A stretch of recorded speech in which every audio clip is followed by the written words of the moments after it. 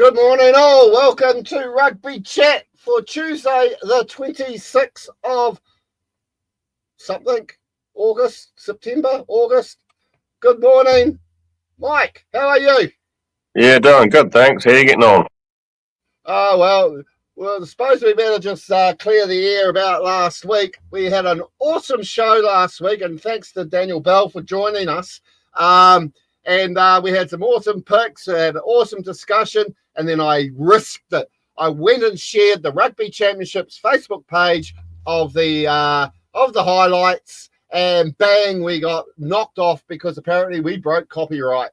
I should learn not to show these videos, but to everyone that watched the second video with the famous now missing 10 minutes of the live show, thank you for watching. And as we said last week, we don't have QR codes here, so let it rip with all your questions because we want to hear what you guys have to say, especially about a team wearing black, because the team wearing white did all right in the weekend. So how did you find the last weekend? And should we just jump straight into it because we've got a lot to get on with? Yeah, mate, just rip into it. It's all about Heartland now. It is. And of course, this week's presentation is brought to you by the Mid-Canterbury Hammers and the Wairarapa Bush. That's the live game this weekend, 2 o'clock on your TV channels, free and pay-per-view. So we'll just jump straight into it and we'll add it to the stage and we'll go this side because I like that side being better. So we'll have a look at the results from last weekend.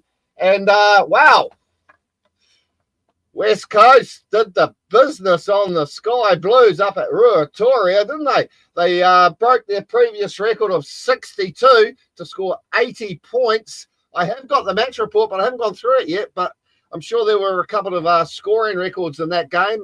Cameron Burgess was kicking them from right, left, and centre. What's happened to East Coast? They went down to Poverty Bay. They get spanked at home by West Coast. Lot for our good friend Kahu to look at, isn't there?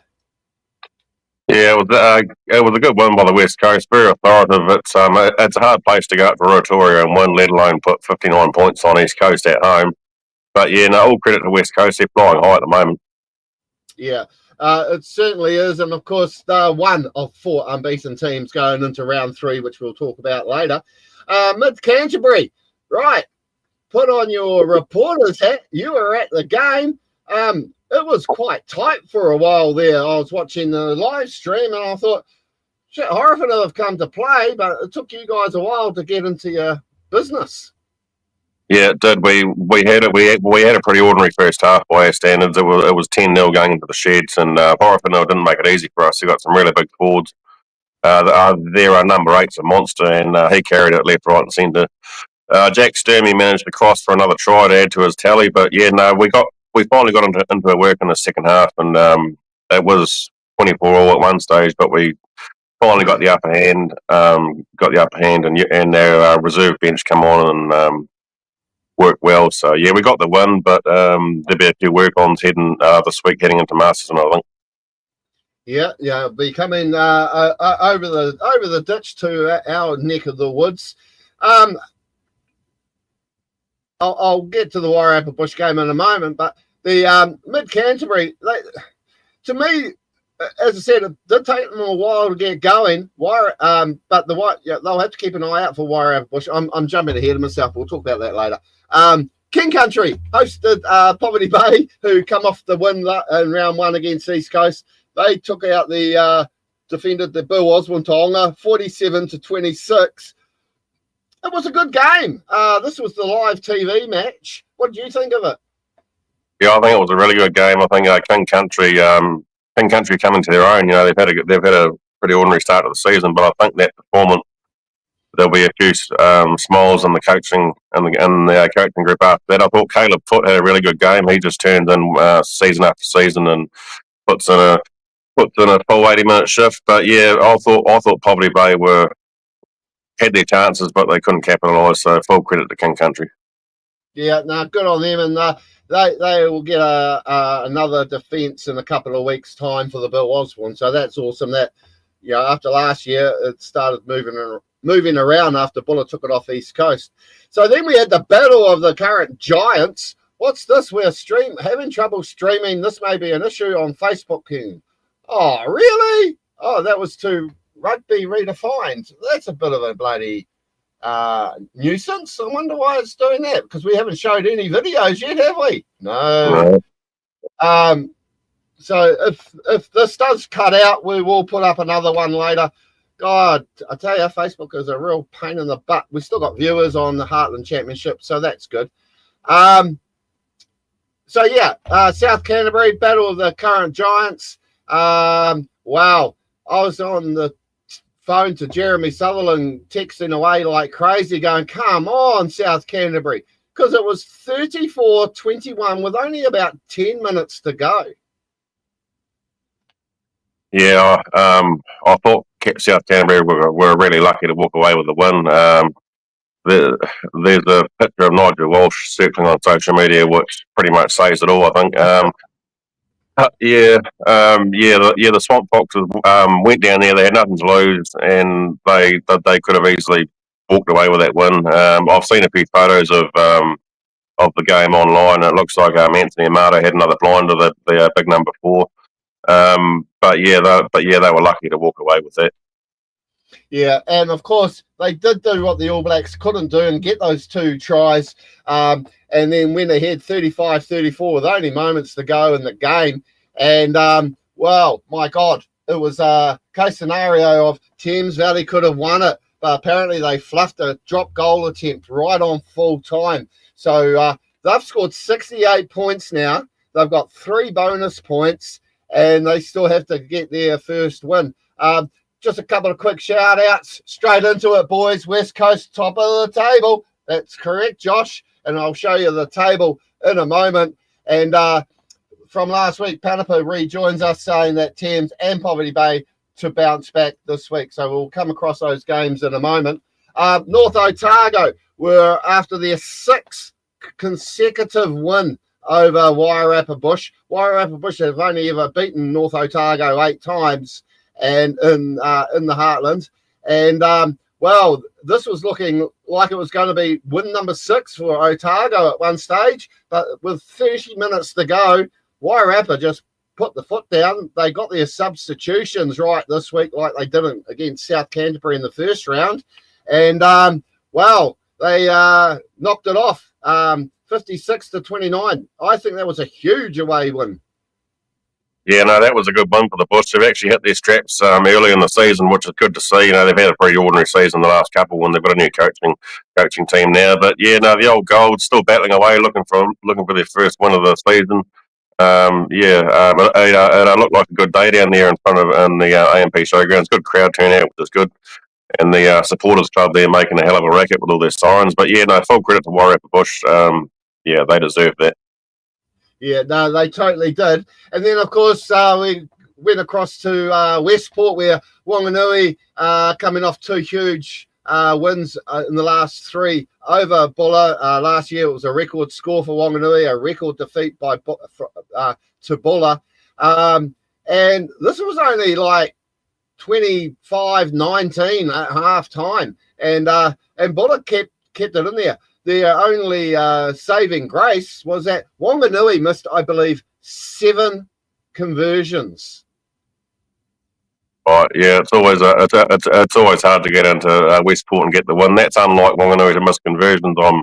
I'm picking Ethan Robinson was kicking, was he, or was it the other fella? But that's in games, Heartland games, you need to take every point as it comes. But full credit to Buller for hanging in there. But Wanganui just marching on. Yeah, well, there was a couple of highlights in that game. It was Thor Manawatu's 50th appearance for Buller. I do say appearance, and congratulations on putting on the Buller jersey 50 times. But that is a mixture of first-class and non-first-class matches. But then the storyline for me in this game was there were 2 14-point tries basically given away by Buller, where they were hard on attack. Wanganui came through and did the 14-point try attitude. And Elise Tora playing his 99th appearance for the Buller Boys, got a hat trick. He's been around since 2013, and now he is clearly the all-time Bullers try scorer in first-class matches with 51 tries. And that, of course, gave Buller, got them off the donut and gave them a bonus point, which is important. Yeah, no, that's good. He's been around a number of years, and he's a stalwart of Buller rugby, and it's good to see him getting close to his 100 because he absolutely deserves it. Yeah, well, that's going to be coming up very shortly. So if we have a look at the table, here you go, Josh. Take it all in. Top of the table, top of the pops is the West Coast. I'll just bring that in a bit. Sitting there, we've actually got 4 teams, 2 from 2, all got 2 bonus points, all sit on 10. So at the moment, we're looking at the plus and minuses. And of course, that huge win by West Coast season, top of the perch. Your boys are sitting there in 3rd, and South Canterbury, the current champions, though. It's been a long time. For a while, we've had the current Meads Cup champions go 0-2. Yeah, no, that's it's an interesting table, isn't it? Obviously your teams really down the bottom and East Coast right at the bottom, but you've got Horowhenua, Wairarapa, King Country, and Poverty Bay all lurking in the middle there. So a couple of upsets, and that table's going to be turned on its backside. It certainly will, especially coming into this weekend, because this weekend it's Wanganui taking on West Coast. So unless we get an amazing draw, because apparently I have asked this question last week as well. Are we getting draws? No one has actually come out and officially told me, but I did notice on the TAB they were taking the game margins and all that stuff, and it said this is only being paid out on the full-time score, does not include extra time. So I got and a couple of games last year did go to extra time during pool play. So it will be an interesting thing to keep an eye on as the season progresses, because I understand it being for knockout. And I think one of my biggest gripes last year was, why are we having extra time in pool play? It's ridiculous. So, and then sitting currently in Lahore Cup, we've got Horowhenua, Kapiti, Wairarapa Bush, who bounced back from their defeat to South Canterbury. King Country and Poverty Bay, of course, are there. And then, as you've just also pointed out, Thames, North Otago, Buller, and Ngāti Porou, East Coast. So we'll just jump straight in to this week's matches. So we'll just have a quick look here, and then we'll go into all the stats and then come up with who's going to be winning. So it will kick off at 2 o'clock on Saturday. Wairarapa Bush playing those scum from Mid-Canterbury. Who are you picking? I'm going to go with Mid-Canterbury, but yeah, no, we need to be very, very wary of Wairarapa Bush. They've got a very strong back line. They've got some speed out wide, and their forwards command respect. But yeah, I think this is going to be a tougher assignment than the one we've just faced down here last weekend. We need to win this, and we need to win it well. And I think we will. Okay, well, I'll bring up the stats in a moment. So I'll just run through the order of the matches. All the other games kick off at this stage at 2:30. Don't be surprised to see the Ngāti Porou East Coast North Otago be brought forward to 1:30 with flights and all that. But at this stage, it's 2:30. So we've got Buller hosting South Canterbury, Horowhenua hosting Poverty Bay and Levin, East Coast North Otago up there in Ruatoria, Battle of the Neighbours, Thames and King Country up at Te Araha, and then, of course, Wanganui top dogs against the top dogs, the bigger top dog, West Coast at Cook's Garden. So we will now just jump straight into it. Here are the stats. I'll see if I can blow them up so you can see. So Wairarapa Bush, Heartland, their record in the Heartland Championship. They've played Mid-Canterbury 13 times. They've won 5. They've lost 7. Games drawn 1. The longest winning streak they've had is 1. And the longest losing streak is 4. As you can see there, it's been a while since we've had some big scores. 72 points for Wairarapa Bush back in 95 pre-Heartland days. But if we look at the overall average points, we're looking at going by that, there's only less than 3 penalty in this game, 25-22 for your fellas from Mid-Canterbury. But if we have a look at the Heartland results, Wairarapa Bush did get up over you guys a couple of years ago when they last played. Yeah, no, it's actually an interesting read, that particular stat. It's going to come down to the team that makes the least mistakes and makes the most of every opportunity. I think this is going to be one of the games of the round, and I think it's going to be a really, really good game of running rugby. You know, both sides have got some dangerous outside backs, and I think we're going to see, hopefully we'll see the Hammers come out on top by at least 15. Yeah. Well, the interesting point there is that I've got the winners highlighted in bold. There's only 3 games out of those 12 plus the draw where the home team has won. What is it about that? I mean, you know, you guys have lost at home. Wairarapa Bush have lost at home. And just there in that little 2011, 12 and 13 period, everyone could do the business. So do you think it's due for a breakdown that home team get up? Because Wairarapa Bush are flying with confidence at the moment, and they'll be, you know, wanting to get a big win for the ex-Mid-Canterbury CEO. Yeah. I wouldn't surprise me if Warren Bush actually did win it, but I'm hoping that they don't. But yeah, it's going to be a great game, and it's good to see it. It's our first game televised, so I won't need to sit there and watch a stupid live stream. Well, enjoy your raro, or as I've heard, get out that box of honey muesli bars. Apparently, that's a code word, shall I say? So, anyhow,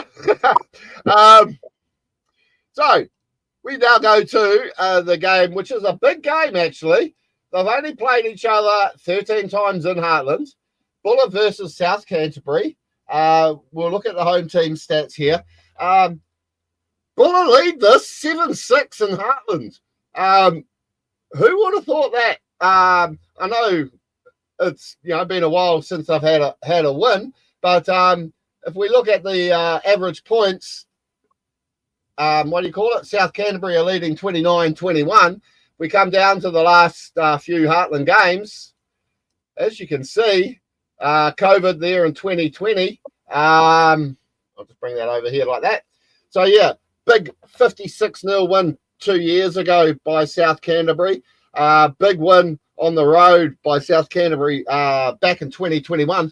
So they actually have quite a few gaps between drinks, these two sides. But the important thing is, this is the 100th anniversary of Buller playing South Canterbury. The first game was played in 1925. It was a big trip. And apparently in that game, South Canterbury didn't expect to beat Buller, but they won 9-6. And then on top of that, Alicia Torres going to be playing his 100th appearance for Buller. And on top of that, it's the 40th match. So it's like celebration all the way around. Your thoughts? Can Buller work on how they played against Wanganui last week?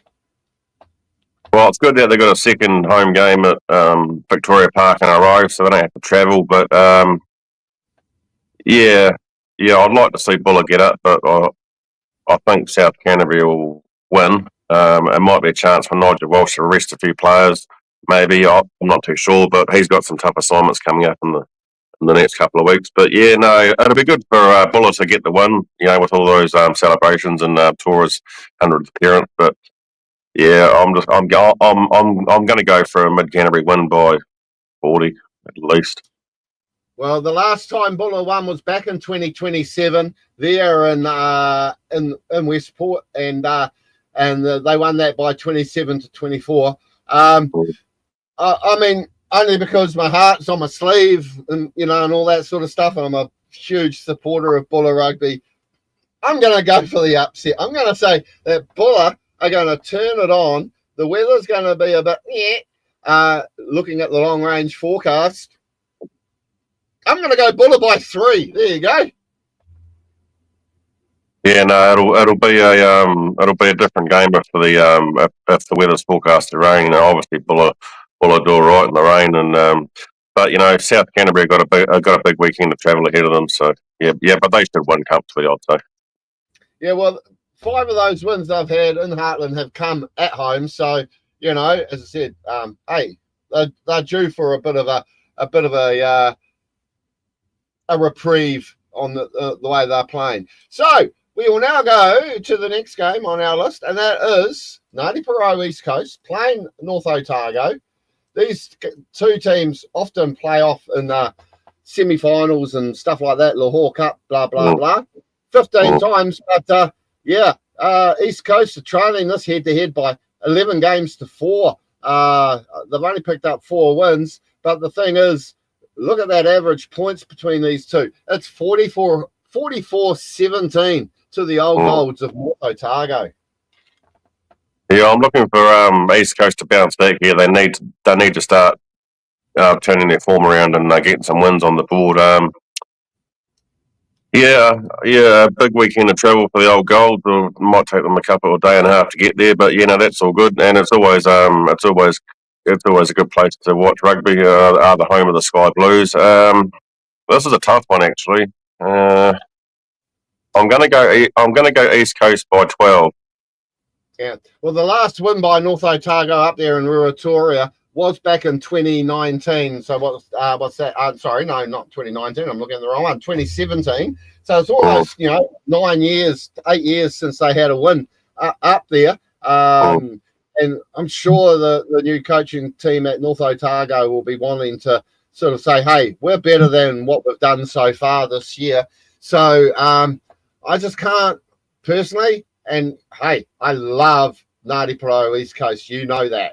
But I think North Otago are going to be just a little bit too strong. I think that whipping last week by West Coast is going to put some doubt in the East Coast boys. If that spurs them on, great. You know what I mean? I'm going to go North Otago to win this by 10. Yep. Yeah, I'm going to go. Yeah, I'll go North Otago by 12. But it would not surprise me if the Sky Blues get up and win it. Oh, I know. I wouldn't be surprised either. And hopefully the live feed doesn't cut out like it was on the weekend. That was a bit hard watching. So anyway, we now go to Thames Valley, taking on their next door neighbours. They've played 19 Heartland games, with Thames leading this 11 games to 7 with a draw. Longest winning streak is 5 by Thames over King Country. But you can't separate these two. 22-21. 1.5 points between these two teams in the Heartland Championship. If we come up to recent matches back there in 2024, they had a pre-season at Hamilton. This is the 91st meeting. But King Country have had the wood on King Country, but not in Heartland. I mean, when Heartland started, it became a Thames Valley feast. The last win by King Country in Thames, well, you have to go way back to 2014. No, where are we? Lost King Country. There we go. 2015, they last won. No, that's at home. Where's the win for them? Thames home. 2010. So it's 15 years since they thingied, and I'm looking now, 2018. So it's almost 7 years. Sorry, I missed this one here, the 37-29 game. So this is a must-win for the Swamp Foxes, is it not? Yeah, they need to bounce back. They showed last week at South Canterbury that they can bounce back and obviously just about upset the apple cart down there in Fraser Park. But yeah, two very proud unions, and it's good to see that they're taking the games out around. Boyd Park's a very nice place to play. But yeah.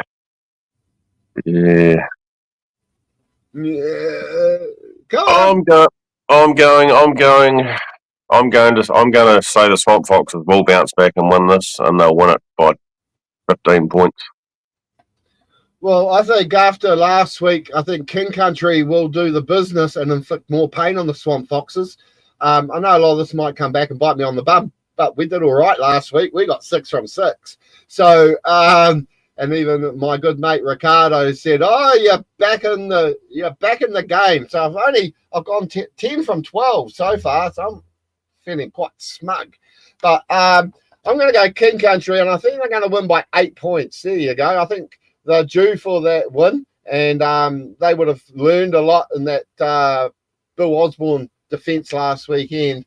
And I think if Thames Valley do lose, it's going to be a lot of finger pointing going on around the Coromandel. Yeah, no, the Swamp Foxes have got nothing to lose, and they need to start getting back up the table and getting some wins on the board. Otherwise, it might be a long season for them. Certainly will be. And then, of course, I can now go like this. We've already had a prediction for this game from Panapa. He's going Poverty Bay to win by 12 points over Kapiti. So we'll bring up the stats. Let's see how well you look at it, because we haven't posted these yet. So we've got 12 games, Horowhenua playing Poverty Bay. 4 wins to the boys from Horowhenua. 7 losses to Poverty Bay. 1 draw.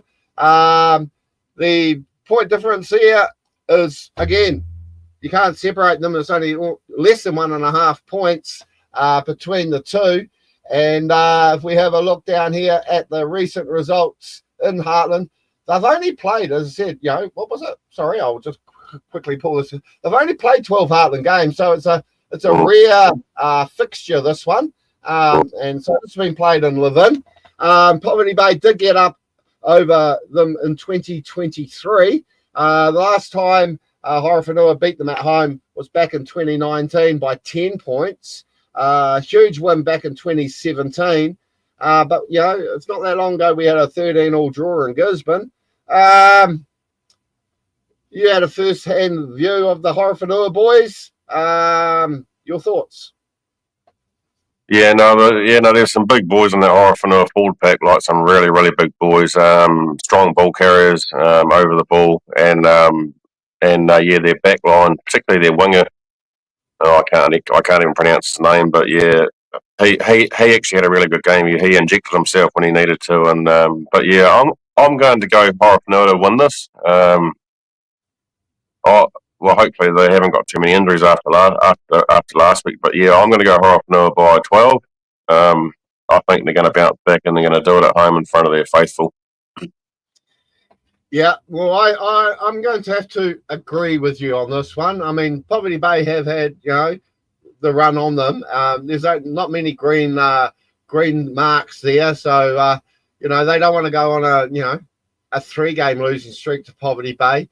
Because as you see, they only play each other every couple of years. So they will want to, if there's a trophy up for grabs, they will want to hold on to it and keep it polished in the cupboard for the next couple of years to make it look good. So no, I'm going to agree with you. And I'm going to go Horowhenua to get up over Poverty Bay. I think we're both in agreement with that one. So then we come to the top of the table clash. Wanganui playing West Coast, and now I can also go Logan Mitchell, Wanganui by 20 against West Coast. Well, I would normally go, you're dreaming, mate, but it is possible. They've played 12 games in Heartland. They've won, Wanganui have won 10, lost 2. They've gone 5 games straight twice, and then if we bring up the, as you can see, wanting to break that record, because it's been a while since 2014 since West Coast won, and that loss there in 2013. Man, I was at that game. It was the first time I'd seen the might of red and white playing in the flesh, and I'll never forget it. It was Alan Monk's birthday. They sang Run Rabbity at me in the dressing room after it. It was the days when people didn't mind me at the West Coast. And a shout out to Lynette Byrne, who had said I can use all her photos from her her trip to Ruatoria on the Mitre and Red and White page. So keep an eye out for those. I'll be putting them up later this afternoon. So, Wanganui started with a bit of a wobble, came back against, what do you call them? Buller. Can West Coast go to Cook's Gardens and pull off their second Heartland win? Yeah, another away game for the coast, 2 weeks in a row. Wanganui at home. Well, back at the fortress of Cook's Gardens. I think both these teams are doing well this year. This is probably the game of the round, and coincidentally, this is these two games, these two teams. We don't play them in the round robin. We'll only play them if we progress to the semis and the finals. So, yeah, Wanganui have struggled with injuries. That's been no lie. I was talking to one of their backs last night. I'm still waiting for him to come back. He's coming back. He's still a couple of weeks away. But they do have some firepower in the back line. So to West Coast. Yeah. Well, what about Alexi Wharongaronga? I mean, what a machine. He scored a couple of tries, or one try last week against Buller, to take his tally to something like 41 tries in 44. Will Jordan who? yeah. You know, 41 out of 44 games. I mean, why is that guy not an NPC? Yeah, well, to be fair, he probably deserved the shot, but I'm not too sure whether he actually wants to go there yet. But I'm waiting for his great mate, Tomasi Sarawali, to come back. He's coming back. He'll be back in a couple of weeks. But those two together in the Wanganui midfield, they complement each other well. They break the line, and they're really good inside backs. Whether West Coast have got the firepower to stop them at home is yet to be seen. I'm plugging for a Wanganui win by 3. A Wanganui win by 3. Okay. Sorry, Josh Flavel, Mr. Four Square Man, but I don't know. This it's going to be hard to separate these two teams. I mean, obviously top of the table, but yeah. Yeah, well, the great thing is we are running a tipping comp. I tried to have this set up last week, and Shaky 411, he did all right last week. He got them all right. He missed 2, what do you call them? Margin picks. A friend of mine said he does love the way I've gone with the 25 plus as an option. He goes, did you know something? I mean, yeah. Well, I mean, it's quite obvious there were going to be games that were 25 plus.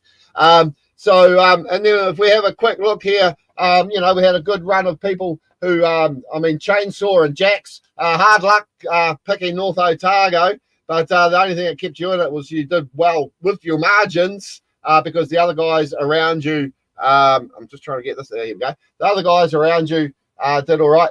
Rugby Heartland. See, told you, 6 from 6. Whoop, whoop. So I'm really happy about that. But I did get 3 margins wrong. The Wairarapa Bush, the King Country, and the West Coast game. I didn't think they would go.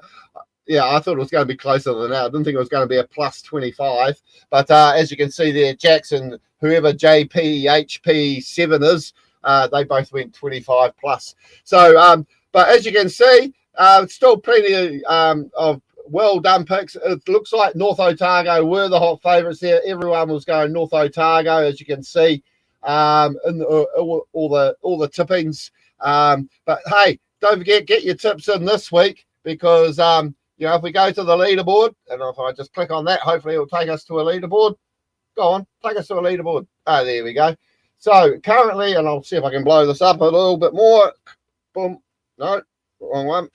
There we go. So we've got Ian Weston on top on 68. There is a thing called a wild card. This is why I'm bringing this up, Mike. With the wild card, if you get a perfect round, you get 10 points, right? If you get you get bonus points for the margin. But if you use your wild card, which is the blue one, so Ian Weston, well done, but he's already used his 2 wild cards. You only get 2 a season. So what he needed to do in round one was not just pick the winners or pick a couple of winners. So he's sitting there with Tanya Watkins on 68 and Barry Kent's not that far behind, who has a wild card up his sleeve.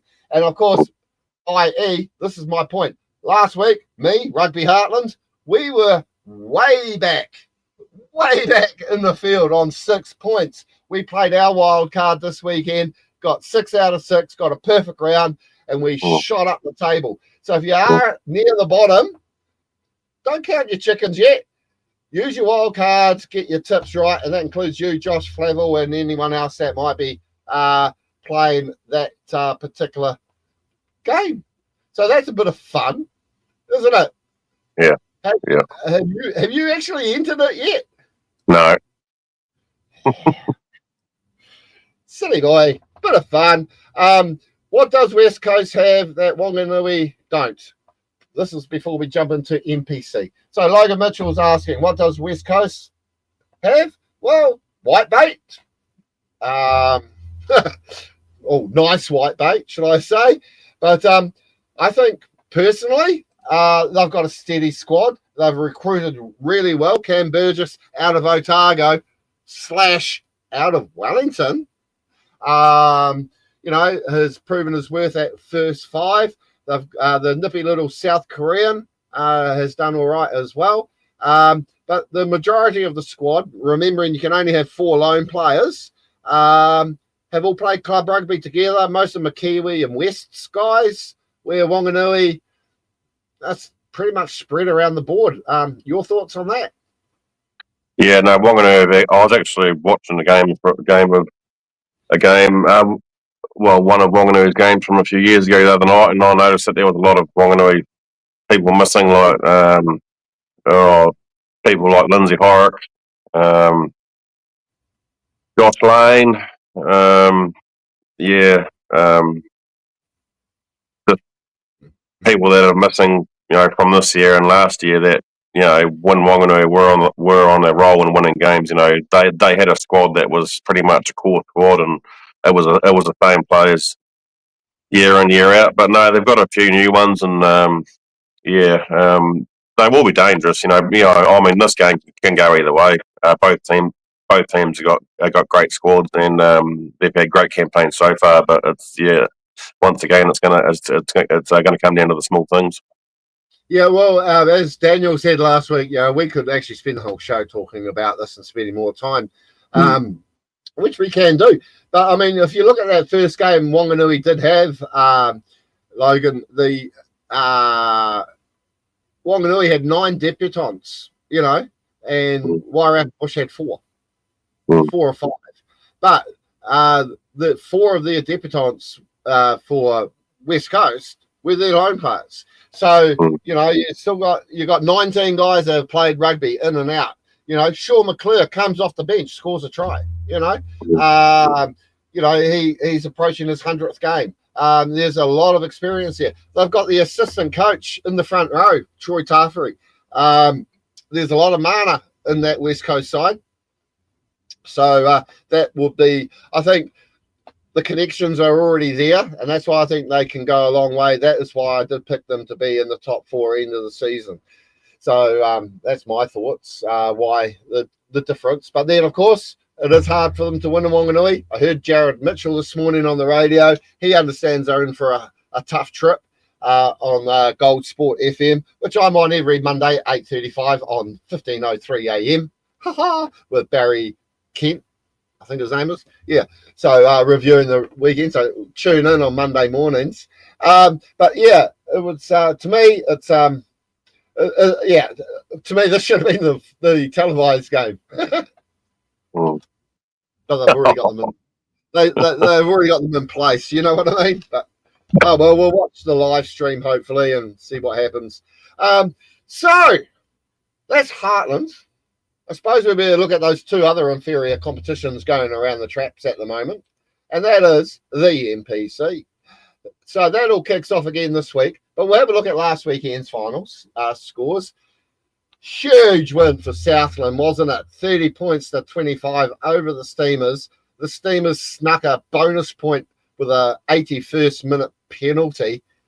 I've got to be honest, I went Bay of Plenty to win this. Yeah, I think I picked Southland, but what a game! Michael Manson, Nick Shearer come to the fore again, and the Stags are on a roll, and they're going to get there, and they're going to get a shot at the Shield later on in the season, which is really exciting as well. Yeah, we'll come to that in a minute because they do on Sunday. Which is great. Sunday, 4:30. But we'll look at those games coming up. We can talk about them as we go. So, but Bay of Plenty, they're away to North Harbour this weekend, so we'll be wanting to bounce back on Friday night. And of course, Southland have got the game on Sunday. If we look at the next one, wow. I was sort of half pie joking last week when I said, imagine if the Blues got up over Auckland. How good would that be? Now, the Oscar for most amazing Facebook posts at the moment goes to the Northland Rugby Union. I mean, they've been knocking it out of the park with their comments, like coming up with excuses why you now have family in Northland if you're an Aucklander. Shout out to Steve, who managed to get the team bus through the Macca's drive-through. I tell you, they are on a roll, the boys, the Tony Farr, aren't they? Yeah, no, it's actually good. Some of the comments on social media, like they're going to go and paint the Auckland Sky Tower flag blue. I had a good laugh at that. But full credit to the Tony Farr. They were far too strong for the Blues, and the Warriors for the Blues continue. Yeah, well, exactly. And of course, they've got Wellington this week at Porirua, but we won't talk about that because that game is a game of the cellar dwellers. Oh my God, what's happened to the top two teams from last year? So then we had Canterbury continuing their role, getting up over Hawke's Bay by 26 points to 7. The only remaining unbeaten team now in NPC 2025. They're hosting Manawatu this weekend. They're just back to their awful best. Yeah, no, the Canterbury show just keeps marching on, doesn't it? I thought that was a great performance. Faith Harkey, that try that he scored was next level. But yeah, no, it's going to take someone. It's going to take someone with a great performance to top them this year. I think they're firm favourites, and they deserve to be. Yeah, so imagine that. Winning Super Rugby in the last game at Apollo Projects, hosting the NPC Grand Final, winning the NPC Grand Final, lock it up, throw away the key, move into your new home. Yeah, it's exciting, isn't it? It is, and you can sort of see that's what they're wanting to do. They want to sign off the Apollo Project Stadium as a winning place and then bottle up whatever it is on there and take it with them to the new stadium. So, going really, really well. And, of course, Hawke's Bay, they've got the away trip to Whangarei to take on Northland on Saturday, the 4:30 game. Wow. We both picked this. We both knew Otago were going to do well under the roof. Otago, they've signed their Highlanders. They've brought Angus Tartaval for the Highlanders next year. They've re-signed a few of their NPC guys that are going to be Highlanders. They're working under the radar, aren't they, the blue and gold? Yeah, no, great one on under the roof for the Otago faithful. They're going really good this year. I thought Counties really didn't have a chance of winning it. Really, Christian Willie had another great game, and what's his name? Is it Cam Miller? He was just on fire. But that was great. That made my weekend. Well, it was one of the games that made my weekend anyway.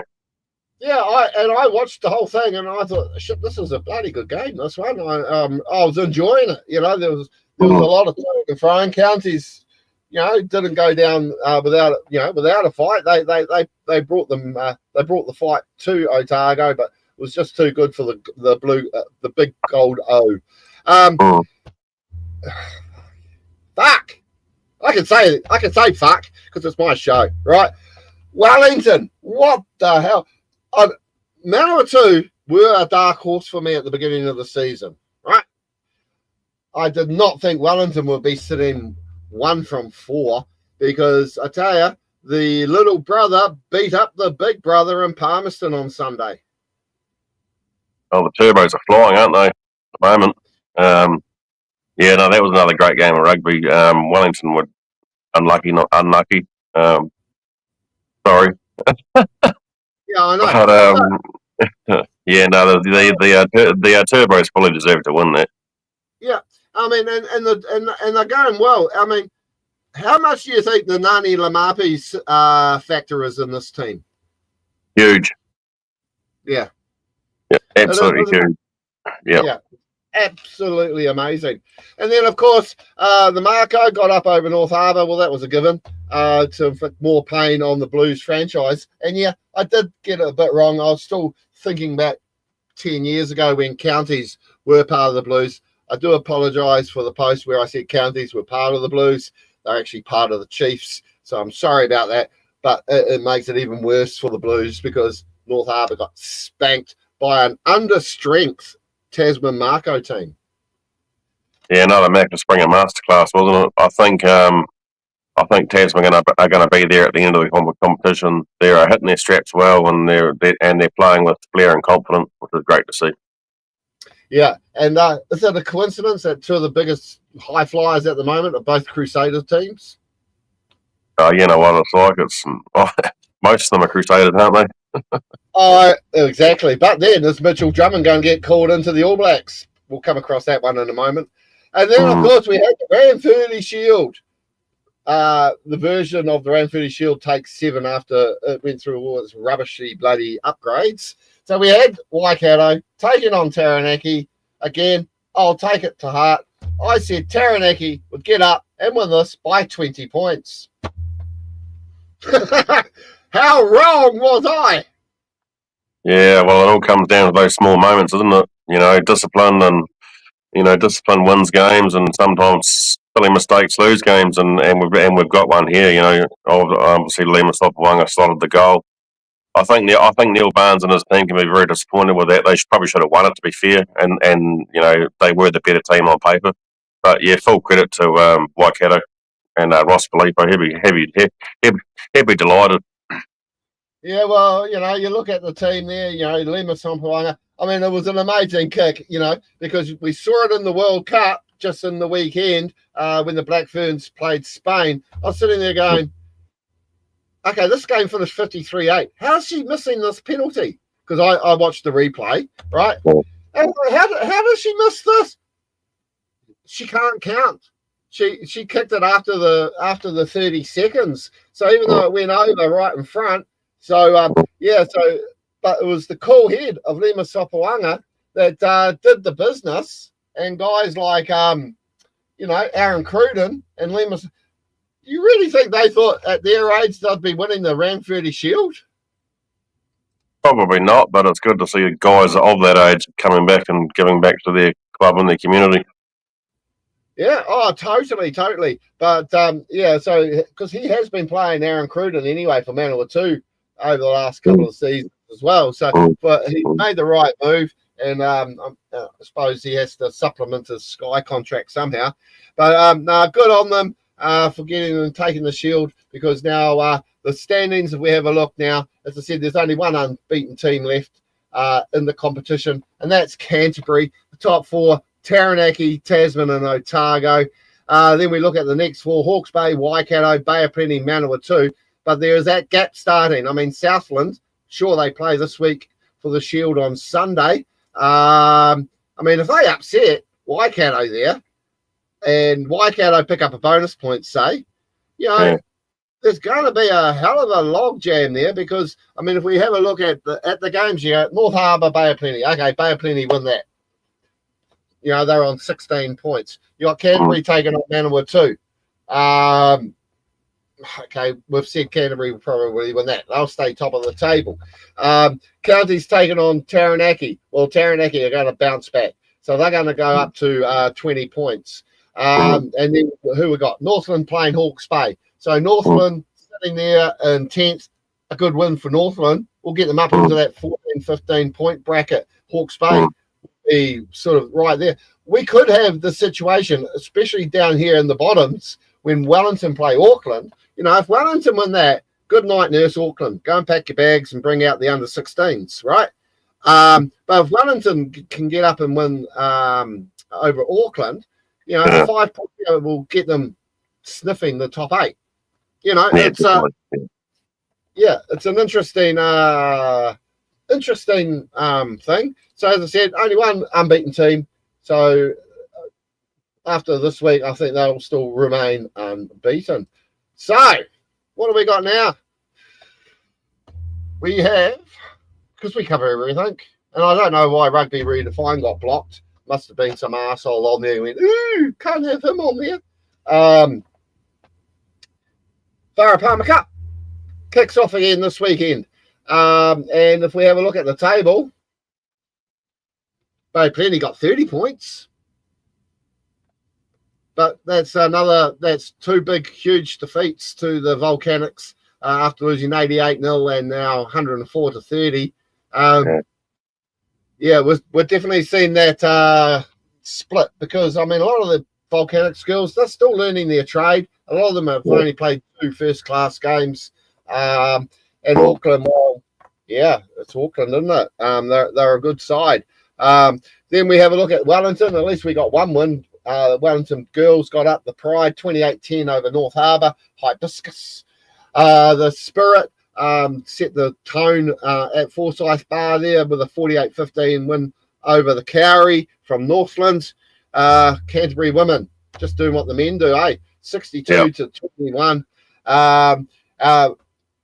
Manawatu smashing the poor, the hapless Hawke's Bay Tui. They're getting smashed. They were actually a top side last year in the championship, but they're learning it's a big jump from the championship to the premiership. Looking at that result, and then the Marco getting up over Taranaki, who used to be where Bay of Plenty were. They were getting 100 points put on them every game. At least they're sort of showing up now. And if we look at the table there, as I said, we can flip through this quite quickly. Top 4 there, unbeaten is Otago in the championship and Canterbury in the premiership. So when Canterbury and Otago get to play against each other, I'm just looking at the who's Auckland got. Manawatu and Canterbury have got, of course, it's I think they've got Tasman, I think. But thoughts on how you've been finding have you been watching much Farah Palmer Cup? No, I haven't, to be fair, Abs. I've just been focused on Heartland and all other things Heartland at the moment. But it's good to see the girls out there plying their trade. You know, some of them, obviously you said some of them are still learning and some of them are seasoned campaigners. Yeah. Well, because most of everyone, if you are watching women's rugby, are watching this. They're watching the World Cup. So we'll have a quick look at the World Cup because it is, at the end of the day, our World Cup. England, I mean, you could have actually made not much money on a multi here because there was no upsets to say. England in front of 40,000 people making a song and dance about breaking the record Eden Park set at our national stadium of 40-odd thousand. They got 42,000 into a football ground to watch the English defeat the Americans. Australia just dominated the Samoans.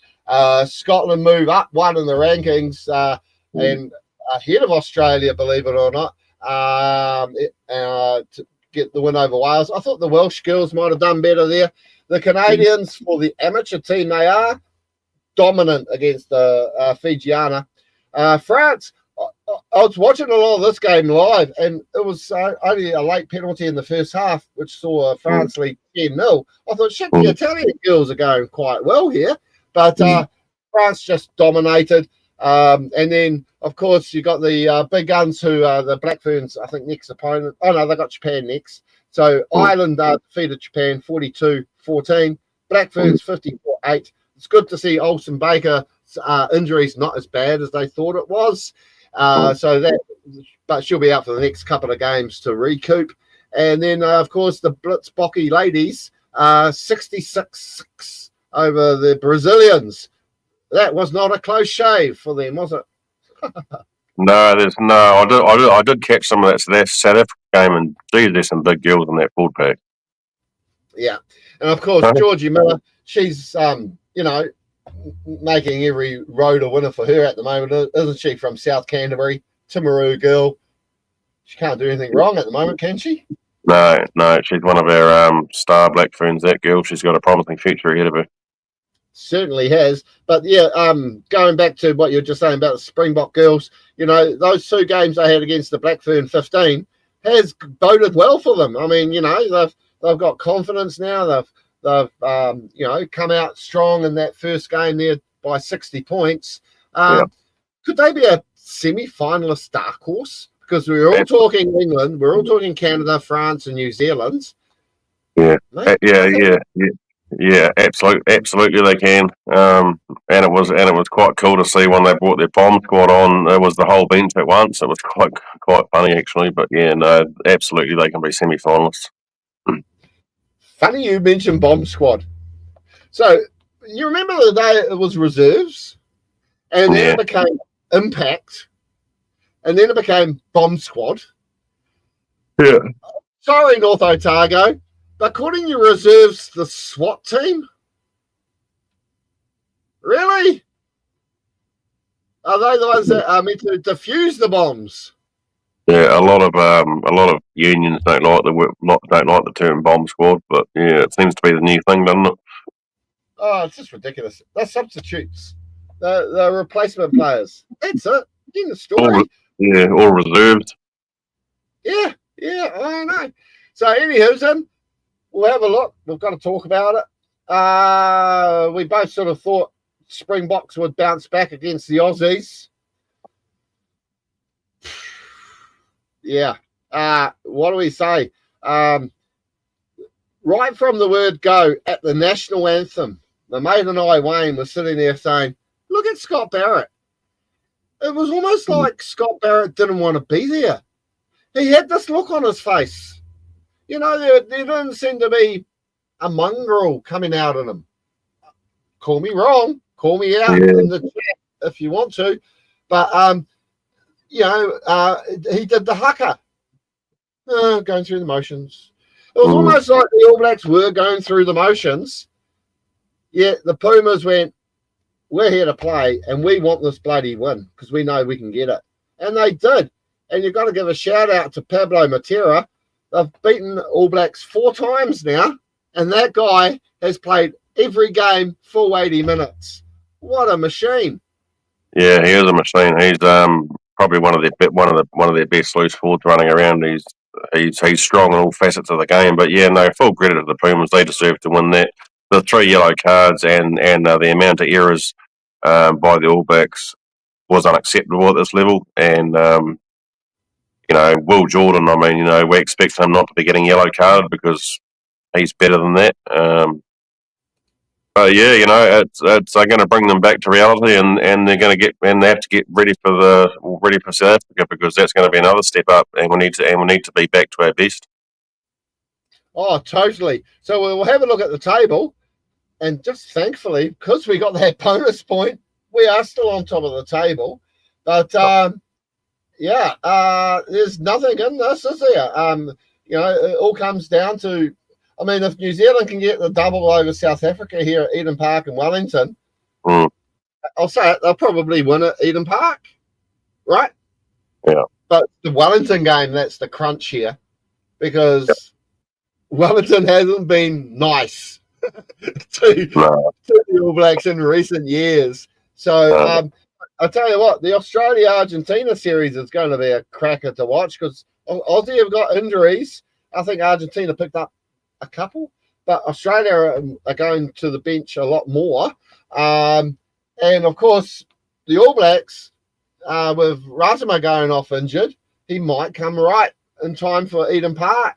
But I didn't read the clickbait story, but they're saying, maybe Robinson is looking at bringing back, a legend All Black. And I'm thinking, okay, the only one I can think of that's still playing rugby is Aaron Smith. I'd be highly unlikely, I think. But yeah, hopefully Cortez Radama comes through that and he can get back to the field. But yeah, he certainly looked in a lot of discomfort. But yeah, obviously Finley Christie bounced back and had a good game after his first game shocker. Might be time we see Kyle Preston back on the bench. But are you serious that you thought Christie had a good game? Oh, he probably 75%. Yeah, I think it was an opportunity, I believe, to throw Preston in that team, as cover, because to me, Christie got a bit of a reward for mistakes the previous week. We'll give you another go, and I don't like that. So anyway, but that's just me. But then one thing that came out of that first test was this gentleman. He got injured. The word out of South Africa was he was gone for 4 weeks, so he would miss the what do you call it? The New Zealand tour. Well, here's the Test Springbok team coming to New Zealand. Now, is he over his injury, or are they just putting him in there as a talisman? Oh, he could very well be over his injury. It might not have been as bad as what they first thought, but that's a very, very, very strong squad. It certainly is. I mean, you look at that and you go, but the All Blacks have to be in their top performance. But obviously you would have read there's a bit of scandal swirling around the camp at the moment with one of their loose forwards being subject to a positive drug test, which is never any good. No, and he's not there. It was I do remember the guy's name if I saw it, and I don't see it there in the forward pack. So he's definitely he'll be gone. He'll be claiming that Susie did it, and it's sort of it is a tough squad, and because Jesse Krill was going to be captain, but to see this chap back does send a bit of a shiver up my spine. I think he's a great rugby player, and it'll be interesting to see how that all that progresses. Well, that's the end of my slides anyway, so that's pretty good. Also, just a public notice, we like a beer or two. Remember, drink responsibly. Every country around the world has its own rules. Abide by them and drink in moderation. If you know what I'm talking about, that's not a dig at anyone in particular. It's just freedom of speech on my channel. So you're all set and ready to put up your feet and have a honey muesli bar on Saturday afternoon? Yeah, I'll be getting into it. Oh, just a quick shout out to Taco Whakatava, celebrated his birthday yesterday. The big barnstorming Waimate and South Canterbury loose forward. I'm sure there'll be a few bowls of carver going around last night or this week or this weekend, or one of the two. So, yeah, very happy birthday to the big man. Yeah, I'll be having a few raros. Just putting my feet up, and I'll have the game on the TV and hopefully watch the West Coast Wanganui game on my phone. So, it'll be good. Yeah, so I mean, I might try and see if we can. We'll share all the links on our Facebook page so people know where to watch it. If you don't know where to watch it, so when the feeds come up, we'll definitely get that up. I do see that Buller finally sorted out their issues with their VO machine. They're showing today the Buller Secondary Skill 10s girls competition live. So if you want to watch some girls rugby today, head over to the Buller Facebook page. They've got a live stream there, a link to their YouTube channel they've set up. But I suppose big shout outs for me would be good luck to Alessi Tora this week, playing his 100th game for Buller. I always love a game where there's more on it than just 4 points. A bit of celebration going on there. Good luck to the Bush boys against your mob. But that's pretty much it. We're an hour in. We only lost connection with rugbyredefined.com, which is a shame. Need to set that one out. But to everyone that has been watching and for all your comments, the last word goes to Upset of the Week, Mike. Up the mighty men in mid. That's all I've got to say. and hopefully we can get the win and get up the board further. Good luck with that. With that last part of enthusiasm and forethought, we bid you farewell and catch you on our next episode. Cheerio! See you later, mate.